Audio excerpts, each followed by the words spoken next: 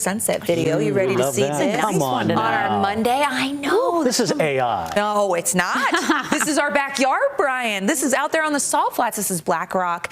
Scott Taylor catching this one. Gosh, that is pretty. That is just so pretty. We had the cloud cover and actually a few storms out there right now into Utah County. So nice to see some quiet. Cedar City sunset. Thank you, Scott, for sharing. That's a pretty one.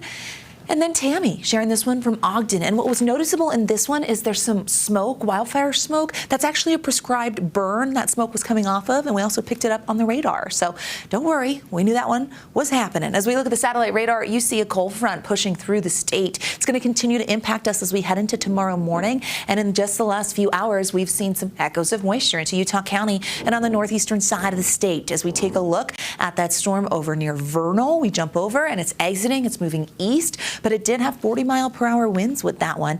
And some hail as we jump down to Utah County, Payson to Mona, with some echoes of moisture. And then this cell just went over Utah Lake, brought some lightning, I'm sure, and some gusty winds to Provo. Maybe a little rain there in Utah County. Great shot from Delta. Thank you, Miguel. Submit it on abc4.com. You can just go there and drop your photo off, and we'll show it on air. Time-lapse video coming out of our Black Desert Sky Cam, where temperatures were seasonal, clear skies down there in the south. 79 for that high in Salt Lake. Average is 81. So we were slightly below that with some cooler air. 70s in Logan, 80s in Provo, 86 in Moab, 93 in St. George. You look at these numbers and you go, is the season changing? Well, it feels like it, especially into the early morning hours, because we've got cooler air even with our partly cloudy skies. Mid-60s once we wrap up this newscast. Upper 50s along the Wasatch Front. Mid-50s for outlying areas, and then into the low 60s by 9 a.m. with mostly clear conditions, but there is a chance that we could see some moisture. It's all because of the movement of this upper level low. It's kind of meandering through the west, and you see that moisture wrapping around it, and we get some of that moisture moving into the Beehive State. A lot of that energy will be focused on northeastern Utah.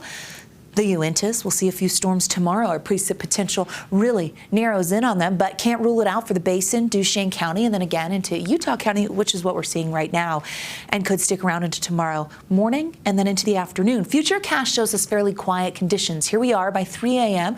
over Flaming Gorge. We have some storms. You see that over the Uintas, and then we get that line of storms into Duchesne County by 5 a.m., so some nocturnal activity in northeastern Utah. By 10 a.m., we're starting to warm things up. More storm coverage by the evening on the eastern side of the state with a northwest flow behind this cold front, which means temperatures will be slightly cooler than where they were today. Drier conditions into the midweek because high pressure is going to take over, and that's going to allow for our temperatures to rebound. But more moisture is out there. I'll show you when. There's the low.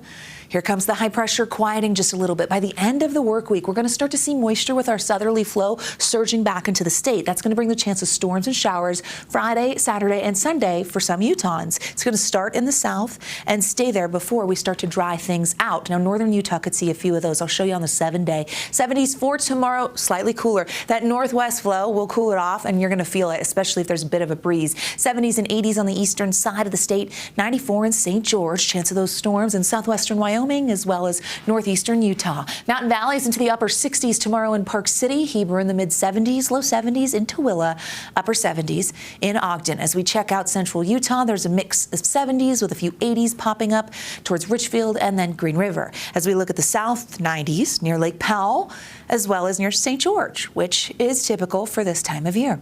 Checking out the next 7 days. In Washington County, we get the heat with the high pressure, but then here comes that moisture surge. It looks like it could be decent with some isolated storms starting Friday in the south, holding on for Saturday and Sunday, and then we officially start fall. Can you believe that? On Monday, we're going to actually change the season, and we'll feel a little different. 70s to 80s, there's some warmth there with that high pressure.